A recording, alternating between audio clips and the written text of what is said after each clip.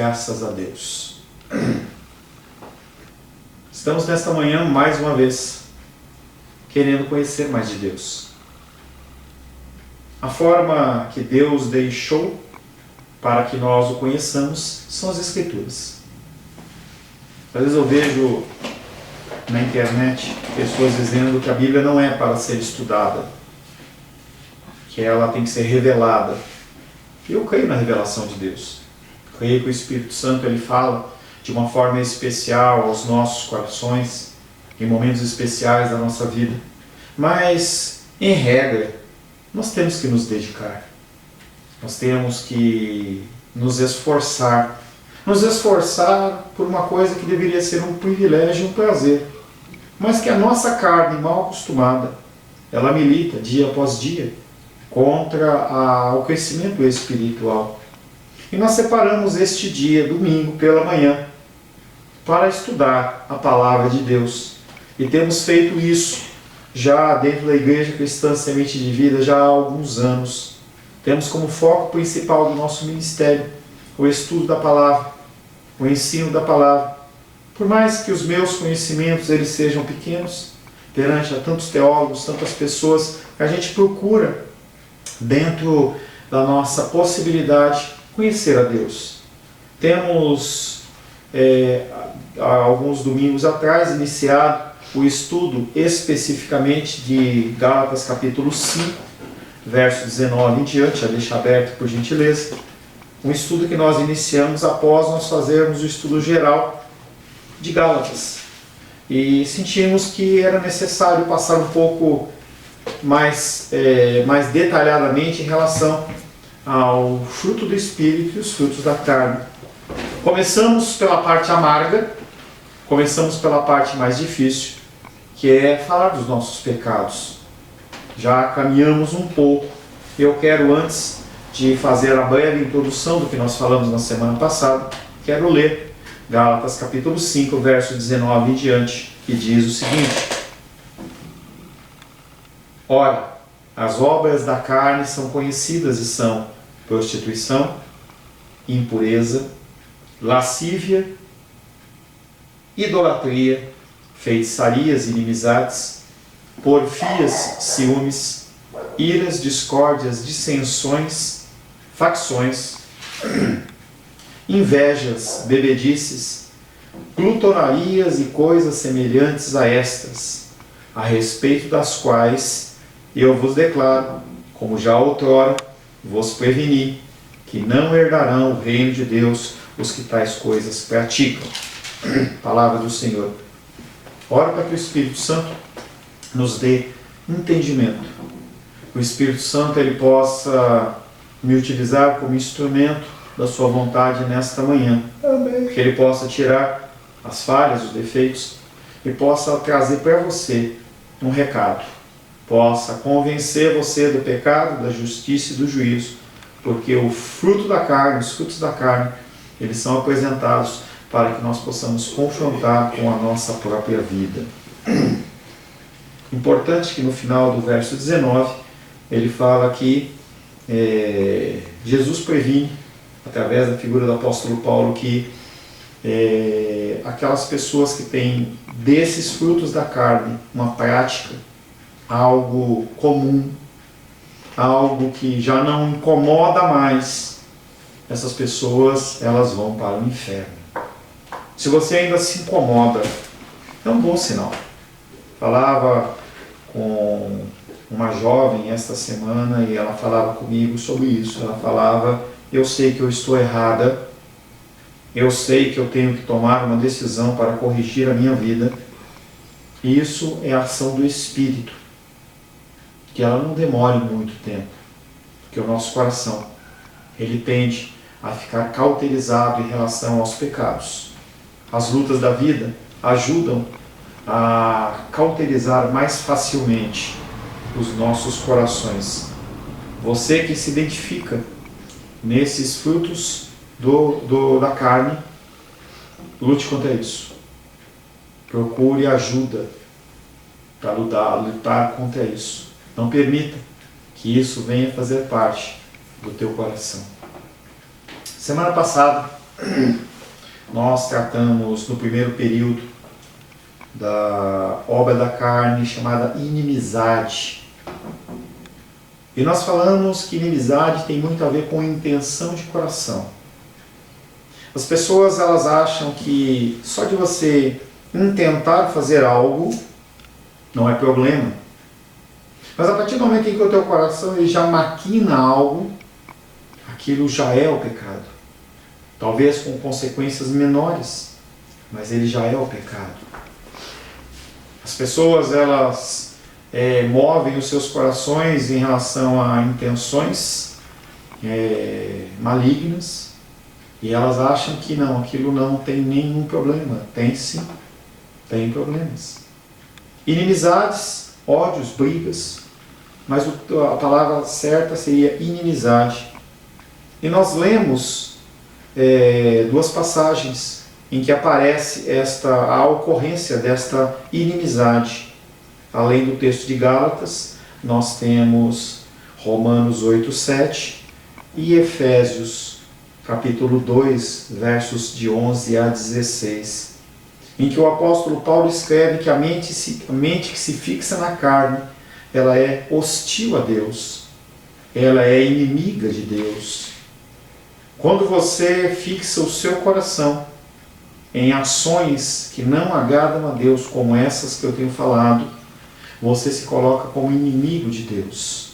E essas inimizades, elas se referem tanto a você com Deus, pelo seu agir, pelo seu pensar, pelas suas intenções, como também no campo horizontal em relação aos homens. Nós falamos que um grande exemplo é entre os judeus e o resto das pessoas. Eles desenvolveram esta inimizade em relação aos povos. De certa maneira, uma inimizade positiva, porque evitava que eles se relacionassem com culturas que tinham adoração pagã, algo que é alertado em todo o Pentateuco, em Gênesis, Êxodo, Levítico, Número e Deuteronômio, a respeito dessa orientação de Deus, dessa ordenança de Deus de nós nos afastarmos. Mas esta inimizade, ela não tem a ver com algo bom, porque essa inimizade, ela parte não de um zelo pela palavra de Deus, e sim pelas suas convicções. Citamos na semana passada a condição de samaritanos e judeus. Citamos na semana passada a condição de brancos e negros. A gente tem visto, agora também mais calmo lá nos Estados Unidos, mas até alguns dias atrás haviam muitos conflitos nos Estados Unidos, exatamente por esta inimizade entre brancos e negros, por você achar que você é melhor, você se colocar acima. E nós finalizamos esse texto sobre inimizades falando que a forma mais fácil de nós identificarmos o que é esta inimizade é em termos do seu antônimo, a palavra que é o contrário, que é o primeiro fruto do Espírito, a primeira parte do fruto do Espírito, que é o amor. Um amor sem desejos, um amor descompromissado, um amor que visa apenas abençoar o próximo. Esse amor de Deus é um padrão inalcançável para nós. Muitas pessoas o comparam com o amor de mãe, nós vamos falar mais para frente quando a gente estiver falando isso, mas o amor de Deus não tem a ver com o amor de mãe.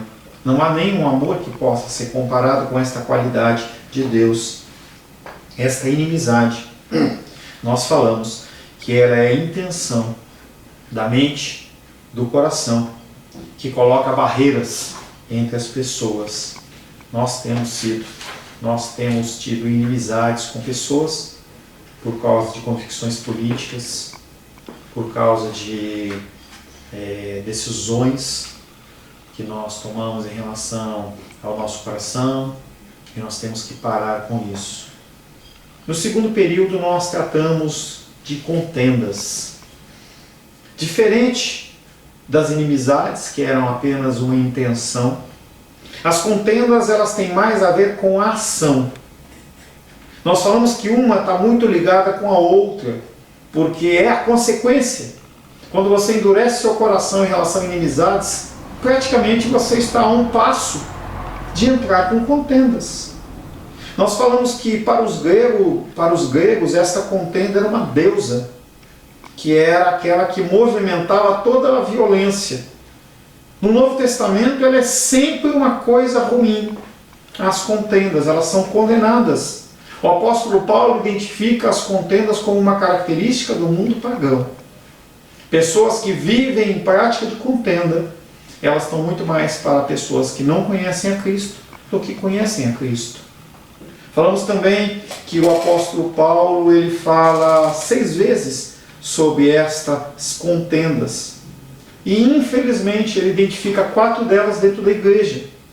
A igreja também é um lugar de contendas, e eu entendo isso, porque a igreja ela não é um lugar de pessoas santas, no sentido de que não tem pecados, elas são santas no sentido de salvas em Cristo, mas pessoas que precisam ser cuidadas e tratadas. E a grande maioria entra nas igrejas sem querer nenhum tipo de tratamento. A gente vê cristãos com 10 anos, 20 anos, 30 anos de cristianismo que nunca fizeram um discipulado.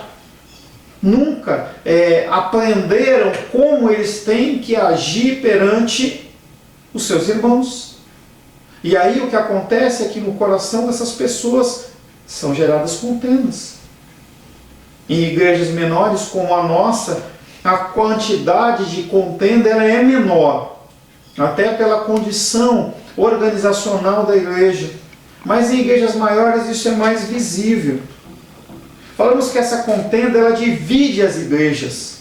Dividiu a igreja de Corinto, porque alguns diziam que eram de Cefas, outros de Apolo, outros de Paulo e outros de Cristo. O apóstolo Paulo fala que onde deveria ter amor, tem a contenda.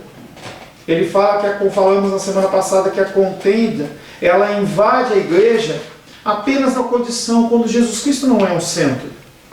Quando as pessoas começam a olhar muito mais para os seus interesses do que para outras coisas, do que para o bem-estar do próximo, do que o amor de Cristo dentro dos seus corações. Sempre que Cristo ele é destituído do lugar central de uma igreja, as contendas, as inimizades, elas tomam conta. Você não consegue mais se relacionar com as pessoas. Nenhum pecado invade mais a igreja do que a contenda. Nenhum pecado destrói mais a comunhão do que a contenda. Se Cristo não for soberano ali, não há como você manter a igreja unida. E os 2 últimos temas que nós trabalhamos na semana passada, no segundo período, foram ciúmes e invejas. Eu pulei, entendeu? Dentro da descrição, porque ciúmes e invejas eles têm muito a ver. Uma coisa anda muito junto com a outra. Da mesma maneira que inimizades e contendas, eles andam juntos, ciúmes e inveja, eles andam muito bem, muito juntos. Nós falamos na semana passada que a ocorrência de ciúmes, ela pode ser uma ocorrência tanto positiva como negativa. Apesar da gente ver nas mídias, nos telejornais, o ciúme sempre sendo apresentado como algo ruim, ela pode querer mostrar muito mais um zelo do que realmente uma possessão. O ciúme no sentido de zelo é algo positivo.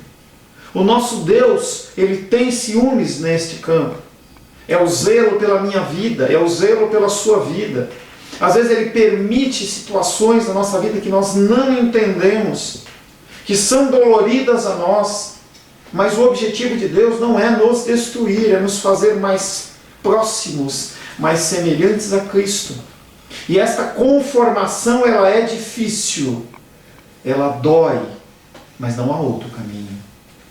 Deus aparece também zeloso em relação à sua palavra. Ele diz que a palavra dele não volta atrás. E por não voltar atrás, ele zela pela sua palavra. E a palavra dele vai se cumprir. Aconteça o que acontecer, nenhum dos seus planos pode ser frustrado. E esse zelo, tem a ver com ciúmes. É a palavra que é trabalhada. Nós vemos que homens também podem ter ciúmes no sentido positivo. O zelo pela obra do Senhor. o zelo de você se dedicar para as coisas do Senhor, em que você não aceita que uma pessoa passe por uma situação, você está zelando por ela, é uma forma de ciúme, porque a gente não tem que pegar a palavra que a gente lê nas Escrituras e trazer direto para o nosso português, porque essa palavra ela foi escrita numa outra língua há 2000 anos atrás. E esta palavra, por ter sido escrita por há 2000, e no caso do Antigo Testamento muito mais, você tem que entender o que a palavra está querendo dizer. Mas quando se trata de fruto da carne, o ciúme ele é poderoso na destruição. E ele se junta à inveja. Nós temos a inveja e os ciúmes, e a gente vê a ocorrência disso em grande parte das Escrituras. A gente vê, por exemplo, lá quando o povo de Israel volta do cativeiro babilônico, quando Esdras e Neemias e todo o povo de Israel que voltou começou a reconstruir a cidade, Sambalate, ele arde em ciúmes, ele tem inveja, ele quer participar e ele fala, as pessoas falam assim, você não pode. E aí o que acontece? Ele age de uma forma para destruir. Eu não posso ajudar, eu não posso participar, então não vai ocorrer. Quando a gente vê nos casos de feminicídio, por exemplo, em que as mulheres, elas, no caso especificamente a mulher, ela se separa do seu marido, e o marido, ele não aceita aquilo, ele vai lá e mata a mulher, e fala assim, ela não é minha, ela não é de ninguém. Isso aí é o quê? Ciúmes, invejas, é destruição.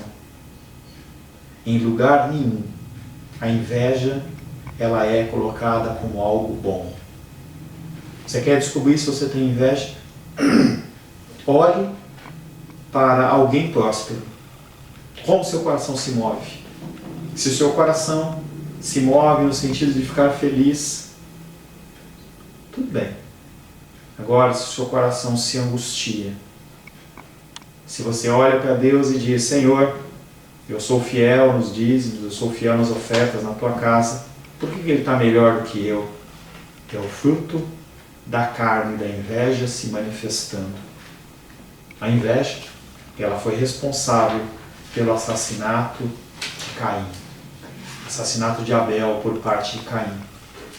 Quando Abel oferece a Deus o seu sacrifício, Deus recebe. E quando Caim oferece, a palavra de Deus diz, ao cabo de dias, depois de um tempo, o que ele queria oferecer, Deus não recebeu. E em vez de ele tentar resolver aquilo no coração dele, se corrigir, o que ele faz? Ele mata o seu irmão. O que nós vamos trabalhar hoje, iniciar o nosso trabalhar hoje, é um tema que faz parte da sua vida. Em algumas pessoas faz menos parte, em outros faz mais parte. Mas dificilmente isso não faz parte da sua vida. Chama-se ira, raiva, crises de fúria, explosões. E aí a denominação humana, para tentar falar, não é normal, mau gênio, não é culpa minha, eu tenho um mau gênio, eu explodo, eu fico nervoso. Então, eu sou um cristão, mas eu sou um cristão pavio curto. Eu ando com você, mas se você pisar no meu calo, eu taco em você o que estiver perto de mim. Cristãos têm sido identificados com ira. E é um pecado como os outros. Talvez não um pecado como a inveja. Talvez um pecado não como inimizade, que são coisas que ficam sendo maquinadas no coração e acabam gerando um mal-estar físico para você. No caso da ira, as pessoas elas não conseguem se conter. E é visível para as outras pessoas. Expressões como chutar o pau da barraca, ou vou rodar a baiana, vou descer do salto, são expressões de ira. Pessoas que não conseguem se controlar. Mas há saída. como todos os outros pecados, você tem que lutar contra isso. Há vários livros que tratam sobre isso. Nós temos o discipulado e o tratamento em relação a isso. É uma doença, é um pecado. Uma doença não no sentido de que não é culpa minha, veio de fora. Eu tive andando na rua e aí alguém espirrou perto de mim e eu peguei o vírus da Covid. Não é culpa minha, é culpa do outro. Não, a culpa é nossa. Nós temos uma raiz pecaminosa que é irada. E ela é basicamente irada contra Deus. Não, pastor, eu amo a Deus. Você não ama a Deus. Nós, pelas nossas atitudes, nós não amamos a Deus. É tão interessante que as pessoas elas falam que amam a Deus e quando eu digo que não amam, elas ficam indignadas. Mas se alguém agir com a gente como nós agimos com Deus, nós não aceitamos. Nós não perdoamos. Nós ficamos extremamente agressivos. A palavra grega para isso é Thanos. Thumos. Não é o Thanos do Avengers. É o Thumos. Ira. E aquele personagem tem muito a ver com isso. Outras traduções desta palavra aparecem, por exemplo, em Romanos capítulo 2, verso 8. Abra aí por gentileza. Romanos 2, 8.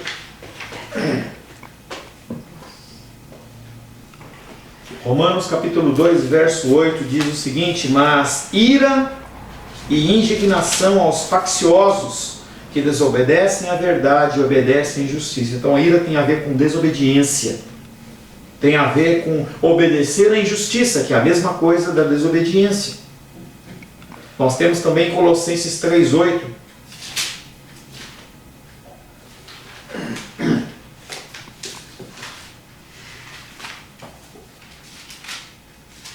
Colossenses 3,8, que diz: agora, porém, despojai-vos igualmente de tudo isso. Ira é o primeiro. Ele fala de indignação, maldade, maledicência, linguagem obscena do vosso falar. Tudo isso também poderia ser colocado como um fruto da carne. Por isso que o apóstolo Paulo fala em Gálatas capítulo 5, 19 e diante, e coisas semelhantes a essas. É isso aqui. Mas ele fala, despojai-vos. É como você chegar no teu banheiro para você tomar banho e você tira a camisa. Despojar. É isso. Então ele fala que é possível sim você deixar de ser uma pessoa irada. Mas você tem uma ação. No mesmo caso, quando você vai tomar o seu banho, você tem que tirar a sua roupa, ela não sai sozinha. Você também tem que se despojar, você tem que lutar contra essa ira. Essa ira pode descrever uma qualidade sem a qual nenhum bom caráter pode florescer. Pode descrever uma qualidade que arruína relacionamentos pessoais e que destrói a comunhão dentro da comunidade. Como é difícil conviver com uma pessoa irada. Começamos examinando esta palavra ira, thumos, no Antigo Testamento grego. Ela ocorre mais de 300 vezes. Diferente de outras que nós vimos que apareceu uma, duas vezes, essa palavra ela aparece mais de 300 vezes apenas no Antigo Testamento. Na Septuaginta, que nós já explicamos, que é a tradução grega do Antigo Testamento que foi escrito em hebraico, ela pode ser usada a respeito dos homens num mau sentido. Caim desviou-se da sabedoria com ira e assim tornou-se assassino do próprio irmão. Ele, irado, mata o seu próprio irmão. O orgulho não foi criado para os homens, nem a ira feroz para os que nasceram de mulher. Nós não fomos criados para lidar com isso, mas o pecado trouxe isso aos nossos corações. Os ciúmes e a ira encurtam a vida, e a ansiedade provoca a velhice precoce. Pessoas iradas tendem a morrer cedo, porque a estrutura do seu corpo não suporta, porque eles sabem que estão fazendo algo errado. Aqueles que são cristãos. Aqueles que têm a prática no coração da ira e se incomodam com isso. Isso faz tão mal ou mais mal para aquele que manifesta a ira do que para aquele que recebe a ira. Não há pior veneno do que o veneno da serpente. E nenhuma ira é pior do que a ira de um inimigo, porque é assim que nós nos colocamos. Nós demonstramos basicamente a nossa inimizade contra Deus, porque nós não queremos seguir os seus mandamentos, os seus ensinamentos, e nós ficamos irados quando Ele nos repreende. Na Septuaginta também, essa ira pode ser usada a respeito dos homens num bom sentido. Como assim, pastor? 3 coisas provocam o sábio a ira. Um guerreiro passando necessidade por causa da pobreza. Então você pode se irar, no sentido de se indignar, quando você vê alguém passando necessidade. Homens inteligentes que são tratados com desprezo. Quando você vê pessoas que têm boas ideias, pessoas que desejam fazer algo bom, que são colocados de lado, às vezes gera em nós esta ira, essa indignação. O homem que se desvia da justiça e peca, você fica irado no sentido de indignado, mas o teu objetivo não é destruir a pessoa. O teu objetivo é levantar, e tudo isso tem a ver com ira. Quando nós tratamos em Mateus, lá falando sobre a exortação da pessoa que peca, todo o procedimento, você chamar a pessoa e exortá-la, é isso, é esta indignação, não furiosa de destruir, mas ansiosa no sentido de corrigir. Na Septuaginta também esta ira é usada a respeito de animais selvagens. As feras, elas são cheias de ira, terrível fúria. Conforme veremos, tumos, a ira, é na realidade a única palavra possível para a fúria de um animal. Quando você vê aqueles programas de Discovery, de Nat Geo, aqueles programas de Globo Repórter, você vai ver como é furioso os animais carnívoros quando pegam a sua presa.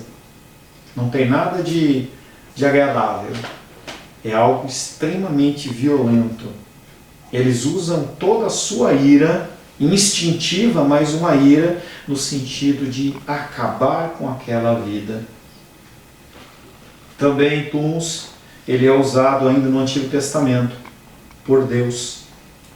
Há em Deus misericórdia e cólera, e a sua ira pousará sobre os pecadores. Os homens são advertidos a pensarem na ira de Deus e no dia da sua morte. Haverá um dia do cumprimento de nós estarmos perante o Senhor. Para aqueles que são filhos e filhas, não há ira de Deus, porque a ira de Deus, ela foi derramada sobre o Cordeiro. Mas os homens, eles vão sentir a ira de Deus, uma ira de zelo, não uma ira pecaminosa. No Novo Testamento, especialmente, nós vemos a manifestação da ira de Deus em relação aos seres humanos. Os pecadores, eles serão obrigados a beber da taça da ira e do furor de Deus. Apocalipse 19:15, abre por gentileza. Apocalipse 19:15. Apocalipse, ele tem muitas expressões da manifestação da ira de Deus.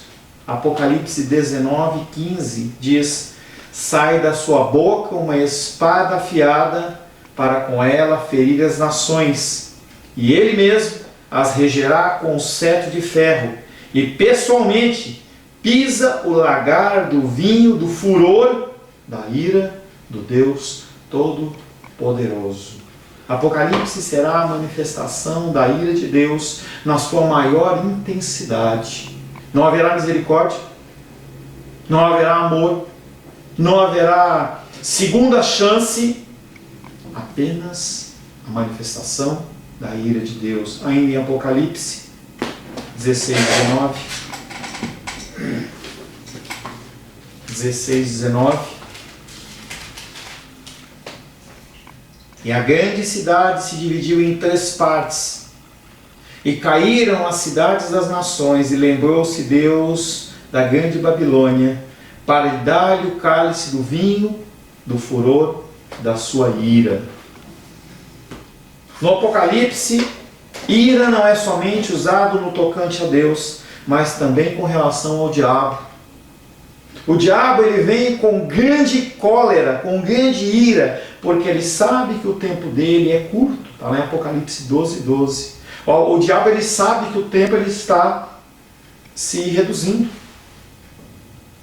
Apesar da gente não poder não dever ser místico, no sentido de tudo que nós vemos é do diabo, ou tudo é fim dos tempos, nós temos visto claramente a manifestação da ira de Deus sobre o planeta Terra e sobre a humanidade. Como nunca nós temos visto a mortandade, a violência, a perseguição. As igrejas estão fechadas, a palavra não tem sido pregada da mesma maneira. Nós temos usado o recurso da internet, mas não é a mesma coisa. E as pessoas elas sofrem e padecem.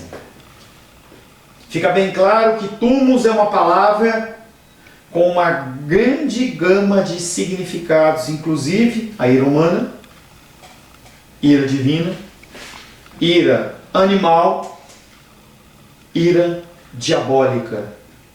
Voltemos agora para túmulos, ira, segundo os escritores gregos seculares. Nesses escritores voltaremos a ver como túmulos é uma qualidade que pode se dizer está sempre equilibrada, numa linha muito fina, pronta para cair de um lado para o outro. Então essa é uma linha muito tênue entre aquilo que você está manifestando, esta indignação e esta ira, no sentido de resgatar, para passar para o sentido da destruição. Eu não aguento mais, eu quero acabar com isso. Dentro da cultura grega, túmulos pode ser uma palavra nobre. Frequentemente significa espírito, não no sentido religioso, mas no sentido em que a pessoa é cheia de energia. Então, quando ele fala sobre essa ira, ela está falando que é uma pessoa vigorosa. Ela está classificada com coragem. É a capacidade da pessoa, da alma mediante a qual os homens amam, tem capacidade de ordenar, emocionar, com liberdade, sentir justa indignação diante do erro. É o elemento da alma que se impõe, que é indomável. As pessoas que, dentro da cultura grega, aparecem como pessoas iradas, elas são grandes líderes. E muitas vezes são venerados. Mas o que interessa para a gente não é o que a cultura grega diz. Porque nós sabemos que a ira ela é como um explosivo. Às vezes, igual um medicamento. Tem certos medicamentos que você toma para combater algo e acaba com todo o seu organismo. Os efeitos colaterais eles são muito mais destrutivos. Então, aparte-se da ira.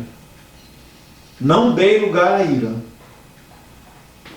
O apóstolo Paulo, em Romanos 2,8, ele prega a ira no sentido de indignação de Deus. A ira e a indignação aguardam os que perturbam a paz dos filhos, a paz da sociedade. Há pessoas que se movem e vivem com o propósito de bagunçar, e Deus se ira contra essas pessoas. 2 Coríntios 12, 20, abre aí por gentileza.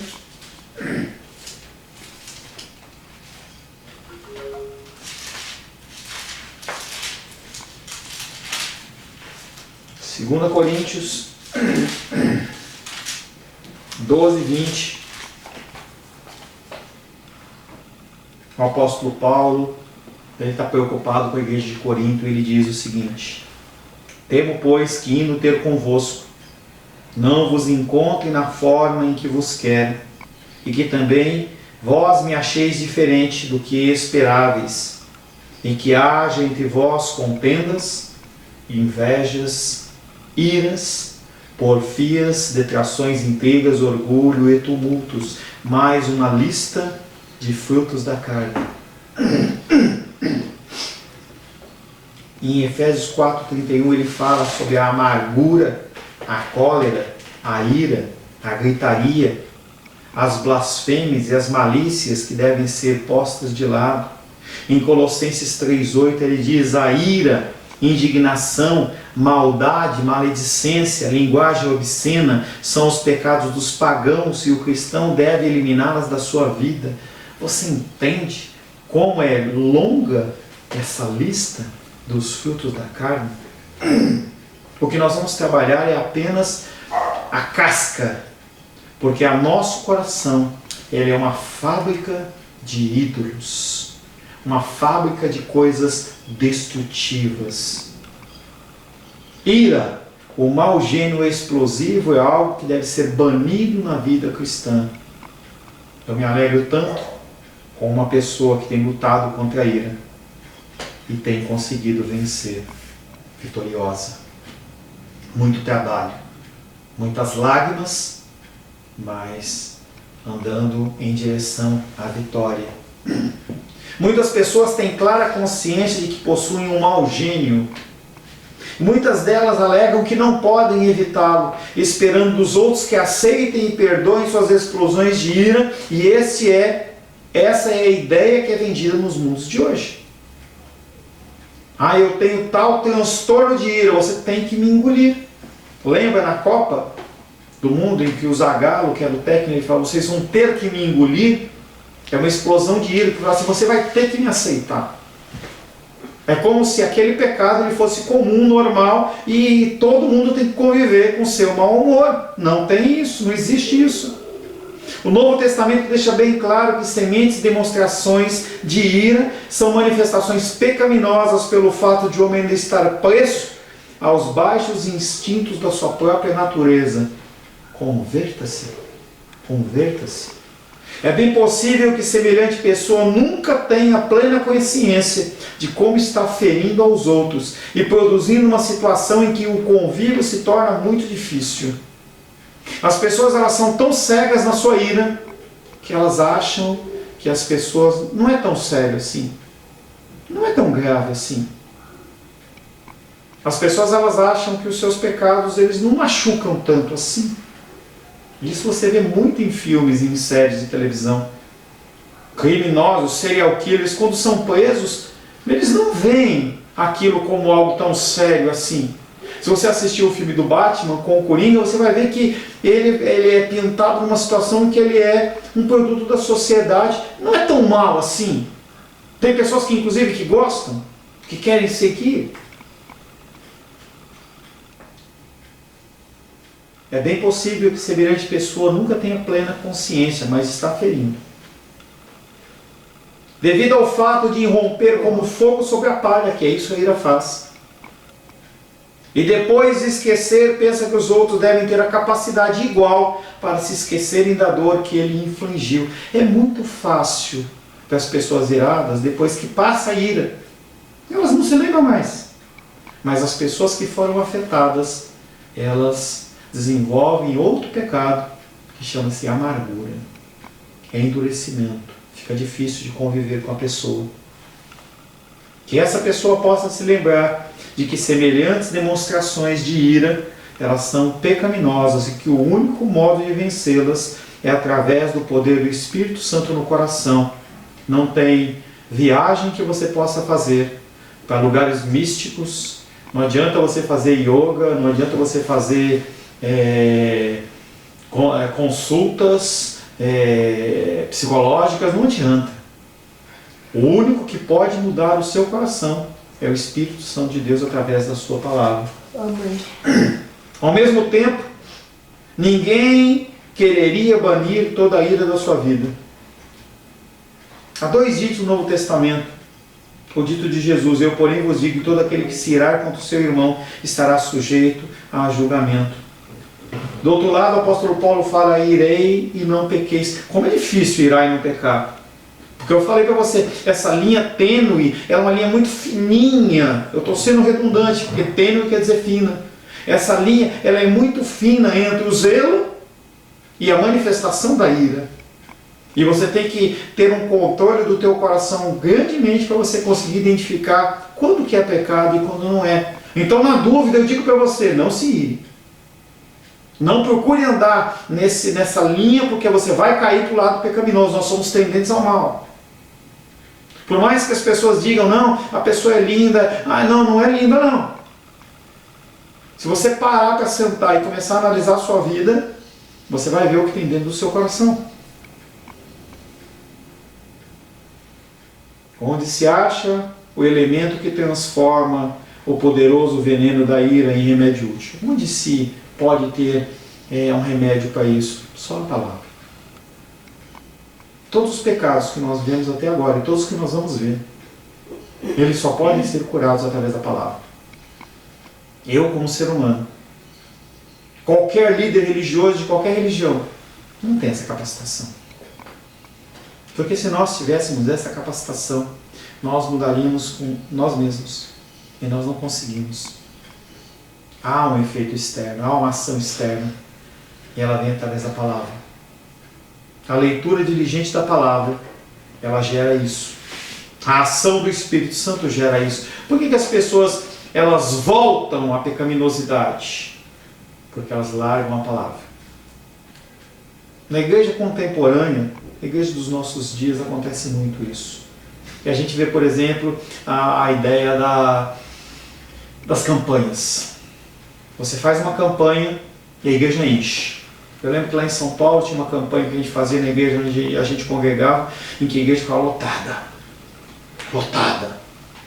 7 semanas as pessoas não faltavam, chegavam na hora, porque elas tinham problemas que iriam ser resolvidos. Conforme o problema ia sendo resolvido, a necessidade, o desejo e a vontade ia diminuindo, e as pessoas elas deixavam de lado. É por isso que muitas vezes Deus permite as lutas e dificuldades na sua vida, para que você continue fiel a Ele, buscando a Ele.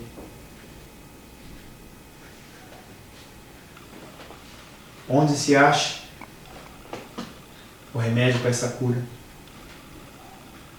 Em linhas gerais, a resposta é: a ira é egoísta, provém do orgulho e da sensibilidade indevida para com seus próprios sentimentos. Na sua grande maioria, ela é errada. Qual é o remédio? Deus. Não há outro remédio. Não há outra forma. Ah, mas eu tomo ansiolítico. Não vai resolver. Ah, eu vou me sedar. Não resolve. Porque mesmo que você não consegue manifestar a ira exteriormente, ela está dentro do teu coração. E ela continua sendo pecado. No Antigo Testamento nós víamos a manifestação do pecado atrelado a ações reais. Não se condenava o adultério apenas na mente. No Novo Testamento se condena. Jesus Cristo disse: se você tem ira, se você se irar com o seu irmão, você merece ir para o inferno. E nós temos que trabalhar a ira no nosso coração. Mais leitura, como eu luto com vocês, para que vocês leiam a Bíblia. Como eu luto comigo, para que eu leia a Bíblia. Como eu luto comigo e com você, para que você ore. Fiquei feliz na quarta-feira. Estávamos em 8 pessoas, Lourdinha conseguiu conectar, mas ainda há muita gente para participar. Não ache que você não precisa. Você precisa. Senhor, em nome de Jesus, quero colocar, Pai, os corações irados na Tua presença. Irados de uma maneira primária contra o Senhor. Porque o Senhor não nos concede o que nós queremos no nosso tempo e no nosso tempo, segundo a nossa vontade. Nós nos iramos, Senhor. E por mais que nós vistamos a roupa, Pai, da santidade, os nossos corações elas são como vulcões, prestes a explodir. Que o Teu Espírito Santo nos convença deste pecado. Que o Teu Espírito Santo possa gerar em nosso coração, Pai, o antídoto para isso. Que nós possamos ser reconhecidos não como cristãos irados que depois pedem desculpa, mas como cristãos regenerados no sangue do Cordeiro. Oro em nome de Jesus. Amém. Amém. São 10h30, nós vamos ter os nossos 15 minutos de intervalo e eu te convido para nós trabalharmos no segundo período. Nós vamos falar sobre facções e, se Deus assim o permitir, nós vamos falar sobre dissensões e discórdias. Deus te abençoe. Até depois do intervalo, se Deus assim o permitir.